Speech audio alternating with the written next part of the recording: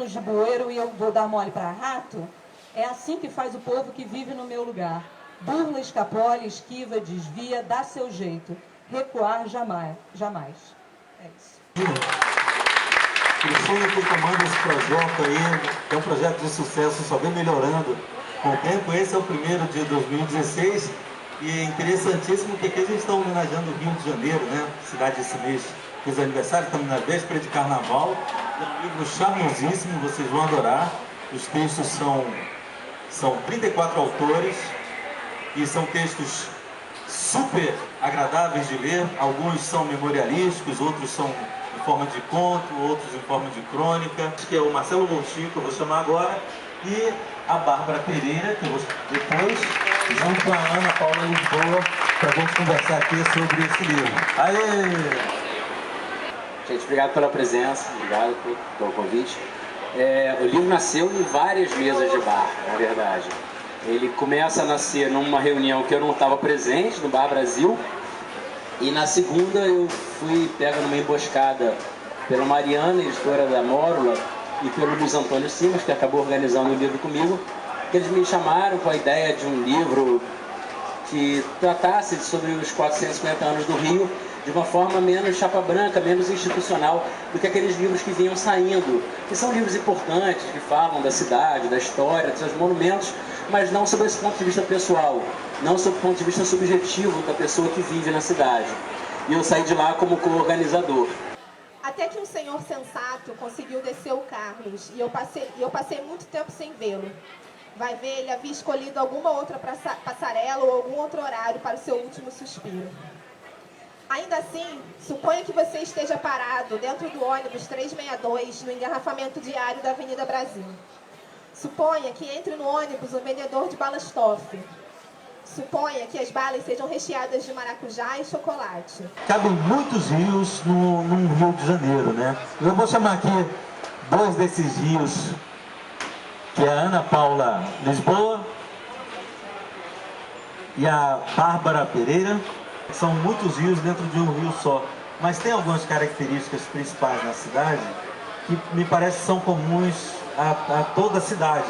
Eu queria saber, na sua opinião, quais são essas características que são comuns a todos os rios de Janeiro. Eu acho que as características são muitas, assim, a festa, a alegria, o samba, são coisas que perpassam a cidade muito fortemente, né? E quando você fala assim, tem muitos rios dentro de um rio, tem muitos bairros dentro de um bairro também. Então, assim, das características, que é uma coisa que você me pergunta, eu acho que tem muito, né? Dos rios, aí se você olhar, tem várias coisas que passam por todos os bairros, né? Uma coisa que ficou forte pra mim, assim, é a alegria.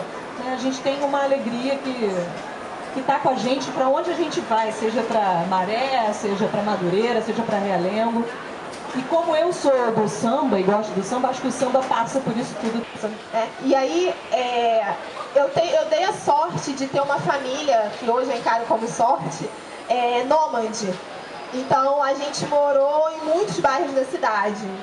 E aí, pensando nisso, até pensando no que a Bárbara falou, eu acho que é uma característica forte, assim, de toda a cidade, essa coisa da festa.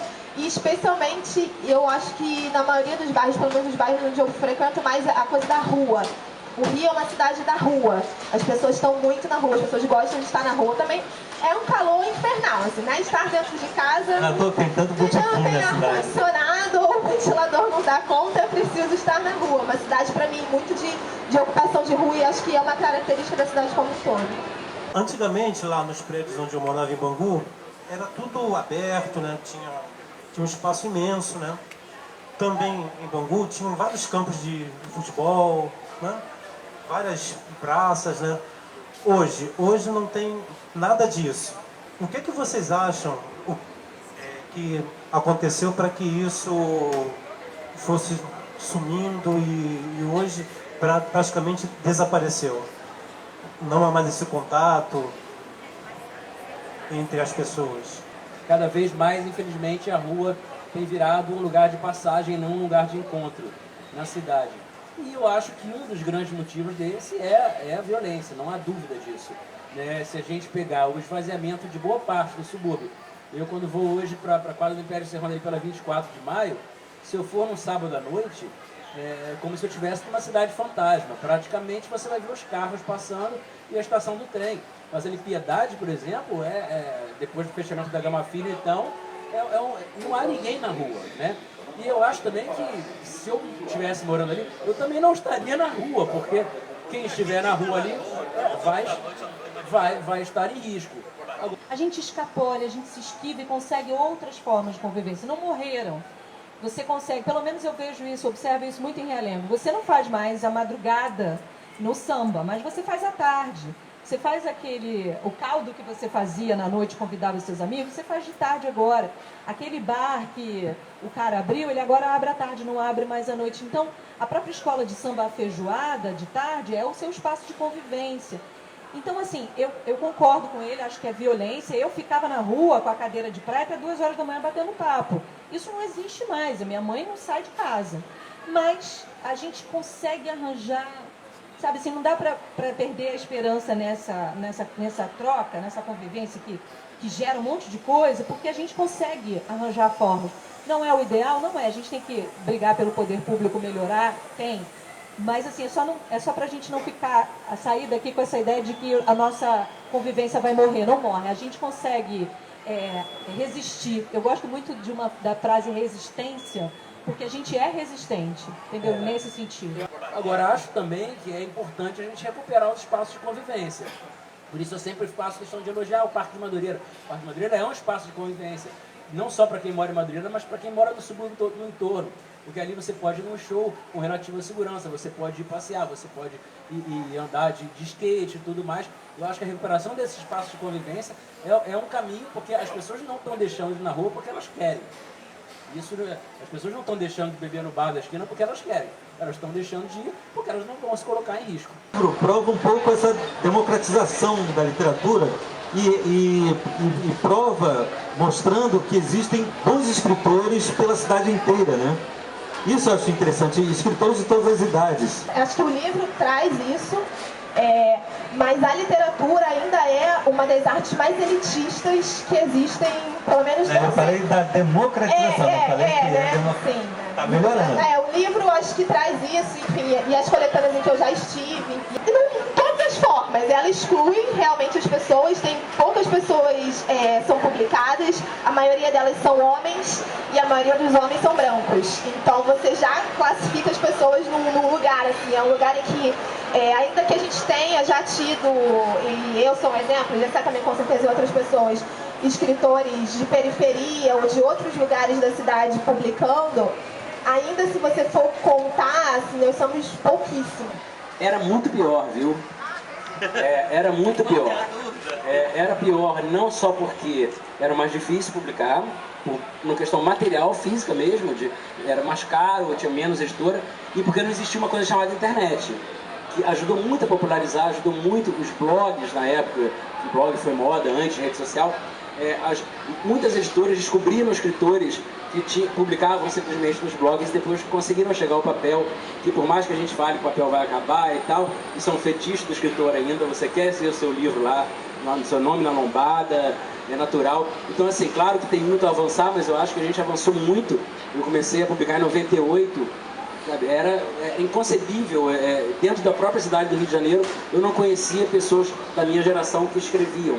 Porque você não tinha contato, claro, tinha os caras que estavam nas grandes editoras e tinha gente que escrevia em casa e guardava debaixo da cômoda, guardava na gaveta. A internet permitiu que a gente, de uma forma gratuita, publicasse isso. E as editoras, que não são bobas nem nada, começaram a olhar para esses lugares. Então eu acho que isso facilitou. Olha, eu sou uma estreante na literatura. Assim. Você falou, sou uma estrela da literatura. Não, eu sou uma estreante. Meu primeiro livro foi sobre a Mocidade Independente Padre Miguel, e agora estou nessa coletânea. Então, assim, eu não tenho ainda um horizonte com a literatura. Eu já... Mas pretende? Sim, eu estudo, eu pesquiso carnaval, sou pesquisadora de carnaval, mas eu acho que eu vou mais para uma literatura mais, digamos assim, documental do que, um gênero mais documental do que para uma ficção, enfim. Na verdade, Tenho nenhum método, e se eu botar esse negócio de acordar e até 11 horas parar, almoçar e voltar, alguém vai ter que pagar minhas contas. Porque não dá para viver de literatura, evidentemente. Né? Então eu não tenho método nenhum. E além do que eu sou jornalista, então quer dizer, eu trabalho com texto o dia inteiro. Cheguei em casa e mexi em texto, às vezes dá no saco, sabe? Então eu também escrevo conto e crônica, que são narrativas curtas. Então geralmente eu anoto as ideias e aí num dia com mais tempo, com mais vontade, com mais inspiração, que isso existe também, eu sento e escrevo um copião e depois vou assim burilando. Então não é a lógica do romancista, porque não precisa ter esse trabalho de tempo e tempo. Meu pai certa vez me disse que Madureira tinha a maior arrecadação de ICMS do Rio. Era seu jeito enviesado de valorizar o bairro que morávamos e onde o pai dele, o avô que nunca conheci, aportara ao chegar de Portugal. Não à toa, a loja da família se chamava Casa Luso Brasileira.